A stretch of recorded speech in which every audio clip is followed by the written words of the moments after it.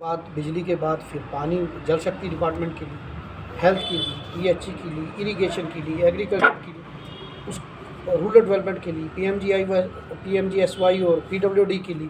तो ज़ाहिर सब जो डिपार्टमेंट्स हैं मुश्किलातों को आपने सामने रखा। ज़ाहिर सी बात है आप अलायंस में है, नेशनल कॉन्फ्रेंस के साथ आपने एकजुट होकर इलेक्शन लड़ा है। क्या उस सरकार से आप मुतमईन हैं जो आज की सरकार है जो चल रही है, जो नेशनल कॉन्फ्रेंस, क्योंकि आप अब हिस्सा भी नहीं बने हैं। पहले ये बताया गया था कि शायद कांग्रेस के भी मिनिस्टर्स होंगे क्योंकि आपकी तादाद कम थी एमएलएस की। तो आप खुश हैं जो सरकार अभी काम कर रही है? देखिए, जो सरकार बने हुए अभी 4 महीने 8 तारीख को कंप्लीट होंगे। जब मैंडेट मिला और उसके बाद सरकार का गठन हुआ, क्योंकि इस तरह की सिचुएशन जब से देश आज़ाद हुआ तब से पहली बार हुई। तो उसमें बिज़नेस रूल बनाने थे, बिज़नेस रूल फ्रेम करने थे, और जो सेशन जो असेंबली का हुआ 5 दिन का, उसमें जब सरकार की ओथ सेरेमनी, एमएलएस की ओथ सेरेमनी, अभी सरकार काम तो स्टार्ट किया है। और अभी क्योंकि बजट सेशन है हमारा, 3 मार्च से बजट सेशन है, तो सरकार जो यूटी के हालात के मुताबिक जितने इख्तियारात यूटी में एक इलेक्टेड गवर्नमेंट को होते हैं, उस हिसाब से तो सरकार कर रही है काम। सरकार कह रही है ड्यूअल कंट्रोल सिस्टम में काम सही से नहीं हो रहा है, एलजी साहब अलग से काम कर रहे हैं, ये सरकार का मानना है। नेशनल कॉन्फ्रेंस की सरकार जो है, आपको क्या लगता है ड्यूअल कंट्रोल सिस्टम में प्रॉब्लम्स हो रही है काम को लेकर? देखिए, कुछ चीज़ें यहाँ एलजी साहब के पास है और वो होम मिनिस्ट्री उसको गवर्न करती है, मॉनिटर करती है, और कुछ चीज़ें अभी कुछ चीज़ों में क्लियरिटी नहीं है कि भाई कौन किसके पास है, किस लेवल तक क्या चीज़ होगी। तो ड्यूल सिस्टम में कहीं ना कहीं लोगों का नुकसान तो होता है। और मैं आपके माध्यम से ये कहना चाहता हूँ कि अगर होम मिनिस्टर और प्राइम मिनिस्टर ने ये कहा कि हम स्टेटहुड जल्दी दे देंगे, तो अब तो चुनाव भी होगी। अब तो 370 को हटाए हुए आपको 6 साल हो गए, तो अब तो अपना वादा पूरा कर दीजिए। अब तो लोगों को ज़ख्मों पर मरहम लगाने के लिए, उनका फेथ को रिस्टोर करने के लिए अब अपनी बात, कही हुई बात को पूरा कर दीजिए। मैं तो उनसे कहूँगा कि जितना जल्दी स्टेटहुड रिस्टोर हो, ताकि हम भी यहाँ खुल के काम कर सकें। वो कह रहा है कि राइट टाइम पे स्टेटहुड रिस्टोर किया जाएगा। तो वो राइट टाइम कोई मुहूर्त निकालनी है, मतलब what do you mean by right time? मतलब राइट टाइम को आप एक्सप्लेन कीजिए।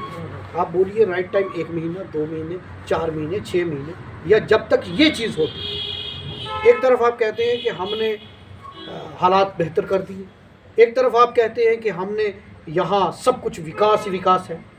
आप कहते हैं हमने जम्मू कश्मीर को एक खुशहाल जम्मू कश्मीर बना दिया, फिर स्टेटहुड देने में क्या दिक्कत है? तो कहीं ना कहीं कथनी और करनी में अंतर है। सिक्योरिटी सिचुएशन को बेहतर समझते हैं, क्योंकि हमने कल भी एक हादसा होते हुए देखा कश्मीर में, एक एक्स आर्मी के एक पर्सन को मारा गया, उसकी फैमिली पे अटैक हुआ। तो आपको लगता है सिक्योरिटी सिचुएशन बेहतर है जो दावा कर रही है सरकार? देखिए, अगर आप हालात देखेंगे और जिस तरीके से सरकार बनने के बाद, खासकर लोकसभा के इलेक्शन के बाद जो स्पेसिफिक टारगेट किलिंग हुई, उसके लिए अब तो लॉ एंड ऑर्डर और सारा कुछ दिल्ली सरकार के पास, पावर्स सारी उनके पास, और जिस तरीके की वारदात हो रही है ये नहीं होनी चाहिए। और सरकार के हाथ में है तो सिक्योरिटी फेलियर तो उन्हीं का है, और उस पर उनको जवाबदेही भी उनकी है और अकाउंटेबिलिटी भी है।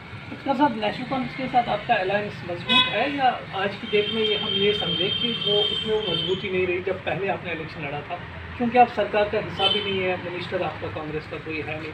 देखिए, हमने प्री पोल अलायंस किया और 32 सीटों पर हमने लड़ा, 51 सीटों पर उन्होंने लड़ा। अलायंस में मैंडेट इंडिया अलायंस को मिला, लोगों ने भरपूर वोट दिया और हमने समर्थन दिया बाहर से, क्योंकि हमारे इस मुद्दे पर हमारे अध्यक्ष तारक हमीद खैरा साहब ने ऑलरेडी इस पर स्टेटमेंट दिया कि हम तो चाहते थे कि सरकार अपना वादा पूरा करे, केंद्र सरकार। उन्होंने कहा कि हम यूटी को स्टेटहुड में तब्दील करेंगे। हमने ये होना तो ये चाहिए था कि जैसे चुनाव हो गए, पहले तो स्टेटहुड मिलती फिर चुनाव होते। चलो, अगर चुनाव हो गए तो वोट से पहले स्टेटहुड मिल जाती, लेकिन हमने ये कहा है कि हम सरकार का हिस्सा तब बनेंगे जब स्टेटहुड। लेकिन मान लीजिए स्टेटहुड अभी नहीं आ रहा है, तो क्या तब तक आप हिस्सा हम सरकार को समर्थन दें। हमारा मकसद मंत्रालय लेना नहीं है, हमारा मकसद जम्मू कश्मीर के लोगों के ज़ख्मों पर मरहम लगाना है। आज उस फेथ को रिस्टोर करना है। वो फ़िज़ा बदली है जो राहुल गांधी जी ने जो पैदल यात्रा निकाली कश्मीर टू कन्याकुमारी टू कश्मीर।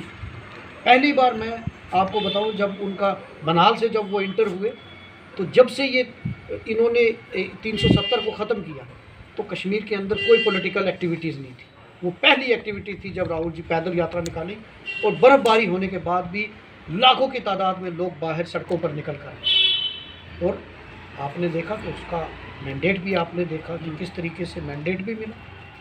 वहाँ लोगों ने बढ़ चढ़ के बीजेपी के ख़िलाफ़ वोट डाला। और आज बीजेपी को इस बात को तस्लीम करना चाहिए कि भाई हमें लोगों ने नकार दिया। अब मैं तो आपके माध्यम से बीजेपी के एमएलए से पूछना चाहता हूँ, भाई क्या आपको स्टेटहुड नहीं चाहिए? क्या जम्मू के लोगों को जहाँ से लोगों ने बढ़ के आपको वोट दिए हैं, आप तो उनके साथ भी धोखा कर रहे हैं। आप बीजेपी के एमएलए भी कहते हैं अप्रोप्रिएट टाइम, यानी अप्रोप्रिएट टाइम कौन सा आएगा? तो ये तो दोहरा मापदंड है। जो आपके कोर इश्यूज थे जेएनके को लेके, नेशनल कांग्रेस का एक अपना स्टैंड है। वो स्पेशल स्टेट्स की भी बात कर रहे हैं, जहां उन्होंने असेंबली में इस पर रेजोल्यूशन भी लाया। कांग्रेस क्या वो जो कोर इश्यूज है जेएनके को लेके, वो उससे शायद उस पटरी से उतरी है? क्योंकि आजकल उस तरह के स्टेटमेंट नहीं आते हैं जिस तरह इलेक्शन से पहले आते थे।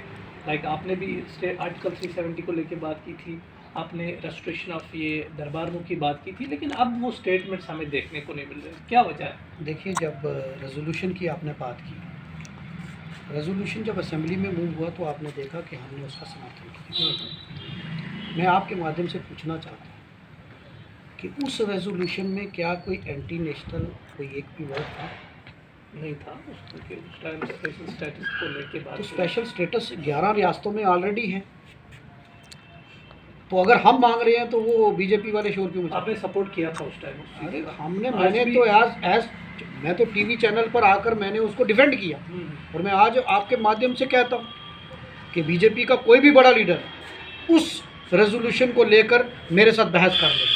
उसके 3 पैराग्राफ हैं, उसमें अगर एक भी वर्ड ऐसा है जो कि जम्मू कश्मीर के लोगों के इंटरेस्ट में ना हो, या उसमें एक भी ऐसा वर्ड हो जो देश की एकता और अखंडता के खिलाफ हो, तो हम उसका विरोध करते हैं। आने वाले बजट सेशन में अगर उस तरह की बात फिर से चलती है, क्या कांग्रेस सपोर्ट करेगी नेशनल कॉन्फ्रेंस की? नहीं, जम्मू कश्मीर को लोगों की बेहतरी के लिए देखिए कांग्रेस का क्लियर स्टैंड है, हमें स्टेटहुड दे दो, यहाँ की ज़मीनों पर यहाँ के लोगों का अधिकार दे दो।